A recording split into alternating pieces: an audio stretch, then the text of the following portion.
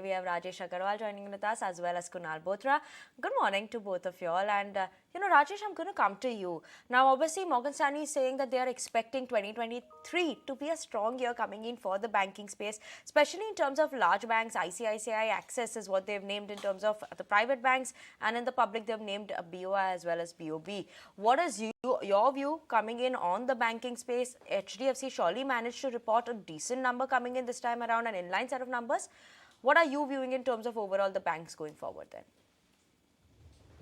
Good morning, Srishti. Good morning, Vinny. Good morning, Kunal. We are very bullish on banking space as such because, as we all know, government has constantly been telling that 5 trillion economy, and if economy has to go to 5 trillion, that cannot go without bank because any economic growth has to be backed by banking sector as such. And as far as banking sector's performance is concerned, there has been improvement in asset quality. The corporate loan book have gone up, operating performance has gone up, and the recent notification about increasing the tenure of CEO and MD of private sector banks for to 10 years from 5 years is again a positive point because that will help PSU banks to retain talent. And we should not forget that there is a huge valuation gap between PSU and private sector banks. So although private sector banks are also doing well, but we believe that public sector bank is going to outperform.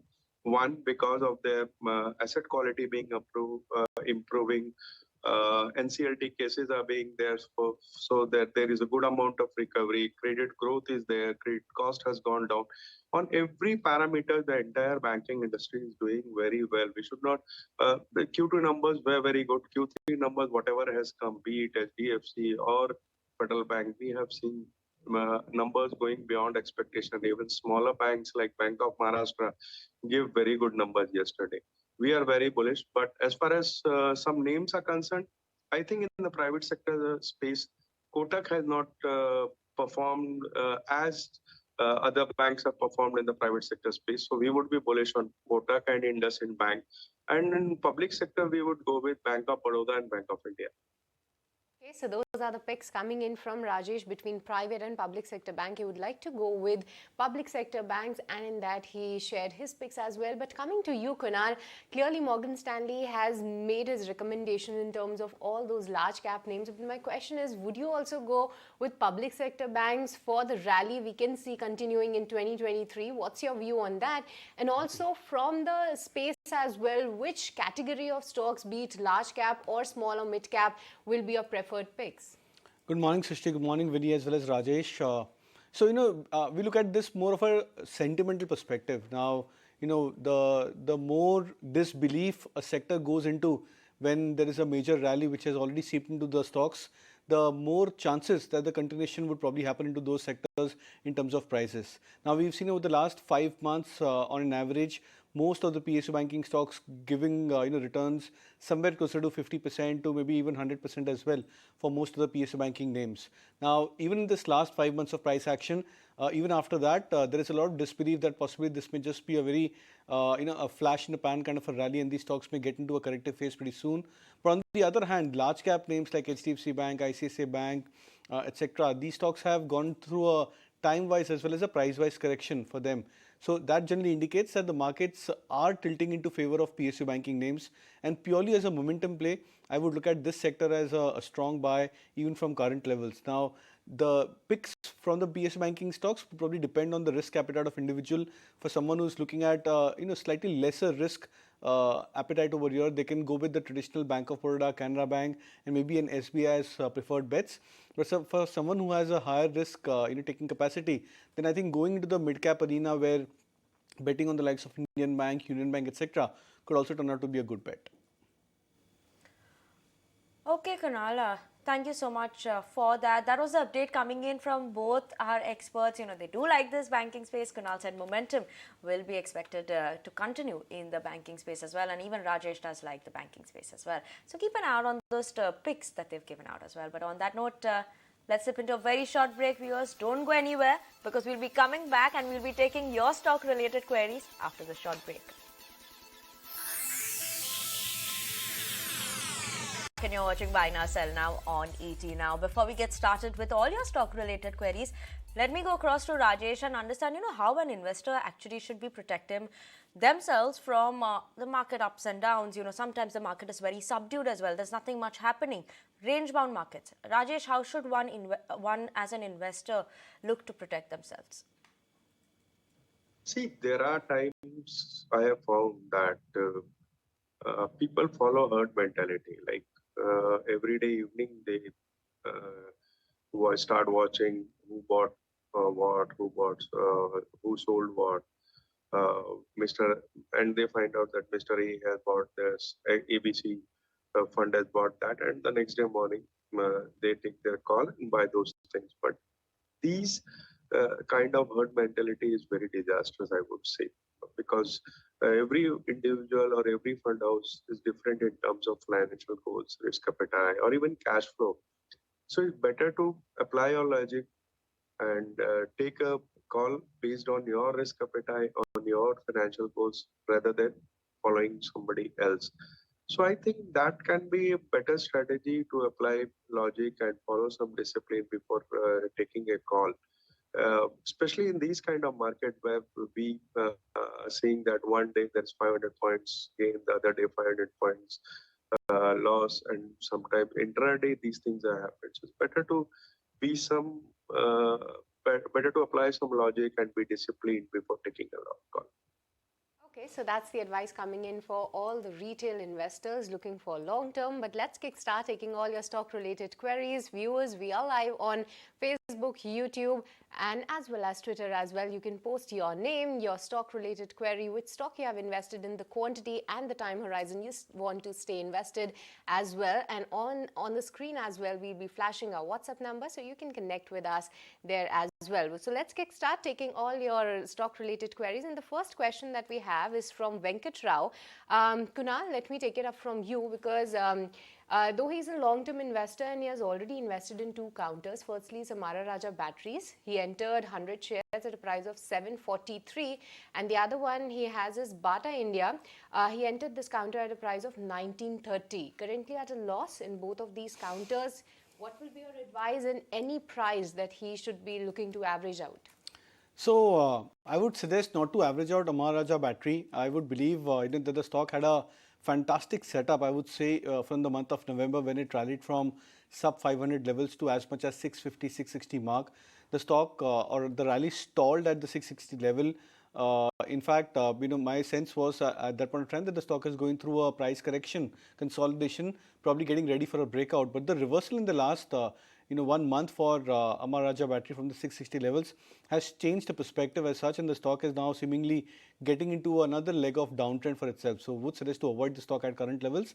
But then the second stock which you mentioned, I think that's the name which you should be looking to average as such, which is Bata India. I would probably believe that the stock is closer to a major support at the 1500, 1550 mark. So that if you're looking to average one stock out of the two, that should be Bata India. Okay, let's move on to the next query. And Rajesh, this one is coming in for you. We have Dhananjay, who wants to know your fundamental view coming in on Bajaj Finance and Finserv. For the next 5 years, which one would be the better one from the Bajaj twins that? See, both are equally good, I would say. Somebody looking for a momentum play or short-term time horizon, I think Muthoot is a better call. But for a long-term perspective or an investment horizon, Bajaj Finance is good. Recently, we have seen a good amount of cut in the Bajaj Finance stock price because the AUM growth was not up to the mark, or rather the lower than expectation. But on other parameters, be it customer acquisition, be it volume of business, I think it has surpassed every expectation. And this kind of cut at around 5,900 odd rupees is giving a good opportunity to add for a short-term target of 6,300, and a medium to long-term target might be much higher, 6,800, 6,900 for a 1 year time horizon. So one can go along on Bajaj Finance. Go along on Bajaj Finance, but the time horizon should be 1 year. Should be looking at 6,300 as your near-term targets. Moving on, the next one is coming from Veni and Kunal. She has query on two counters. The other one is Bata India. We have already discussed about it, but she's also holding Granules India at a price of 345. Currently at a loss. How do you look at the technicals? Will that be advisable to average out this one? Well, yeah, you can look to average granules. It's coming very close towards a major support. The price or the steepness of the price correction is also decreasing for granules. So that could probably indicate that the stock is going through a time-wise correction. And typically when the stock enters into a time-wise correction, and if volumes pick up and the indicators rise, we expect the bottom formation to happen pretty soon. So I think granules is something which you can look to average. Maybe if you're looking at a precise entry point to average it out, I think closer to 310, 312 could be a good entry point for you to average granules. Okay, this next query we have is coming in from Satya. Rajesh, this one is for you. This one is on Devyani International. They are holding Devyani International at 175 rupees per share. They're looking to average it out at current levels. What's the medium-term outlook that you would give on this one? Should they actually average it out or wait for some time then? See, averaging at that point of time is not advisable because last quarter numbers were not that good. But QSR as a space is doing very well. Devyani is one of them when you talk of valuation compared to other listed players like Sapphire or Jubilant Food, it stands on valuation parameters. But we should wait for this quarter numbers and see whether the same store sales growth has been there or not. And the worst part is the commodity prices have been high in the last quarter. I think there would be some amount of pressure in the stock after the results. Maybe 150, 145 would be a better level to average. Okay, moving on to the next one, Rajesh, it could be a bit of a longish query. Actually, Suresh is looking to invest rupees 10 lakhs. He has some names in his mind where he is looking to invest. He wants your advice on that. He's looking to enter into MRF, 2 cement counters, Ultratech Cement and Shree Cement, Apollo Hospitals, Dabur, Paytm and Bosch. These are the counters that he's currently looking at. Would you advise him to put his money at this point in time in any of these counters, or else if there are any other stock that you have in mind, please do tell. See, I would like to say that avoid Paytm. We all know the numbers have been bad. And there is no hope that it is going to do something in the near future. Other stocks, be it Shree Cement, Ultratech, Dabur, all are good for long term. You can add to them. MRF, yes, it's a very costly stock, and I don't think meaningful return would come into that. Rather, one should go for a retail investor, I would say. Go for other tire stocks, maybe a Seat or a Apollo tire would be a better play. Okay. Kunal, this next query we have is coming in from Mukil, and this one is actually on Manappuram Jan futures. Now, Mukil from Bangalore has actually bought this yesterday, the futures at 125. Currently, it's going down a bit. Should they continue to hold or book losses for this one then? I think, yes, the stock seems to have gotten to a sharp reversal. Yesterday, there was a case of a strong breakout for Manappuram Finance, but the stock closed at the lower point of the day, and today it's seeing a selling pressure, yet another day for itself. My sense is that give it maybe another day.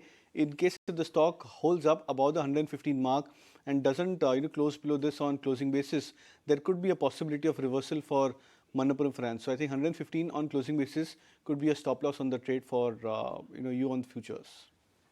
Okay, moving on to the next one. Rajesh, this one is from Venkat, and he has already invested in Britannia, India at a price of 3,400. So currently he is sitting at a profit, but he wants to know, is this a good time to at least sell half of his quantity and enter in names like Avenue Supermarts or LTI Mindtree for the long-term perspective? What will be your advice? See, if you're talking of long term, I don't think there is any reason to sell Britannia because it's doing very well. The numbers have been good. The management commentary has been very impressive in the last quarter. And I don't think there are any reasons at this point of time to sell Britannia. If you want to add something, if you have cash flow, then you can add those stocks. But selling Britannia, I would suggest. Okay. Kunal, this next query we have is coming in for you, and this one is on AIA Engineering. Shri Kuntan wants to know the short-term view on AIA Engineering, and is it a good time to enter this one then? Well, I would suggest to avoid. I think the chart seems to have gone to a bit of a corrective mode, and after three straight quarters of strong price rally, this is the first quarter where the stock is actually going into a correction mode. So possibly it may result into another couple of months of correction for the stock. So I would suggest not to be in a hurry to buy the stock at current zone. Okay, not in a hurry to buy the stock at current levels, but okay, let's move on. And actually on that note, we're going to slip into a very short break. Don't go anywhere because we will be continuing with your stock-related queries after this break.